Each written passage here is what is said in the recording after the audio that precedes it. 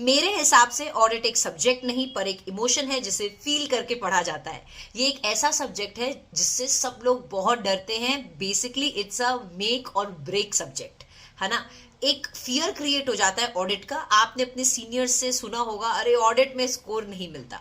Late me tell you 3 things जिसे अगर आप फॉलो करते हो तो आप ऑडिट में डेफिनेटली बहुत अच्छा स्कोर करोगे। इन 3 चीजों को आप क्या करें अपने दिमाग में, always you have to keep it in mind when you study audit.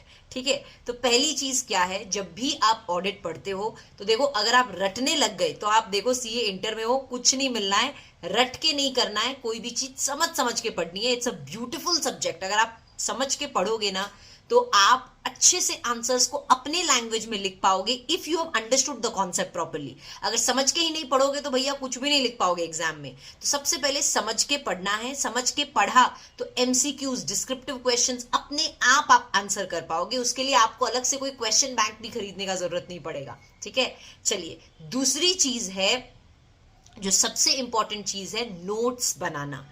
I don't know आप नोट्स बना रहे हो कि नहीं। मेरे क्लासेस में मैं हर चैप्टर के हैंड रिटन नोट्स प्रोवाइड करती हूँ। हम हैंड रिटन नोट से रिवाइज करते हैं। देखो ऑडिट एक being a theory subject, it's a vast subject. Difficult नहीं है, वास्ट है। उसे याद रखना मुश्किल होता है सारी चीजों को एक साथ। तो मैं आप सबको बोलूंगी, आप अपने नोट्स खुद बनाओ। अगर आप मेरे से पढ़ रहे हो तो देखो आपके पास तो गोल्डन नोट्स है, आपको इधर उधर देखने की कोई जरूरत नहीं है। मल्टीपल टाइम आप उन नोट्स से रिवाइज कर सकते हो। पर अगर आप मेरे से नहीं पढ़ रहे हो तो देख लो, आपको नोट्स बनाने पड़ेंगे। नोट्स बनाओ। अगर आप नोट्स बनाओगे तो मल्टीपल टाइम्स रिवाइज कर पाओगे, और revision is the key to success. और तीसरी चीज जो आपको ऑडिट में चाहिए वो है मेरे क्लासेस। अगर आप मेरे क्लासेस ले रहे हो तो देखो आपको डरने की दिक्कत नहीं है। आपकी कॉन्सेप्ट क्लैरिटी एकदम स्ट्रांग होने वाली है, नोट्स एकदम स्ट्रांग होने वाले हैं। उससे ऊपर कुछ नहीं चाहिए, आपका एकदम एकदम फेवरेट सब्जेक्ट बन जाएगा। लेकिन अगर आप मेरे क्लासेस नहीं ले रहे हो तो think about it. I think you should enrol now. Batches are starting.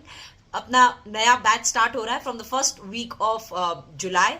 Regular batch start हो रहा है, और अगर आप एग्जाम ओरिएंटेड बैच लेना चाहते हैं तो वो भी अभी ऑनगोइंग है, जिसमें आप एनरोल कर सकते हो।